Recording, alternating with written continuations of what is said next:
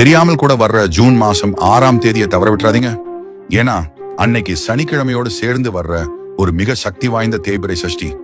உங்க வாழ்க்கையில இருக்கிற மிகப்பெரிய பிரச்சனைய தீர்க்கக்கூடிய சக்தி இந்த ஒரு நாளைக்கு இருக்கு. பொதுவா வளர்பிறை சஷ்டி வம்சம் வளர்க்கும்னா இந்த தேய்பிறை சஷ்டி நம்முடைய கஷ்டங்களை தேய்க்கும்.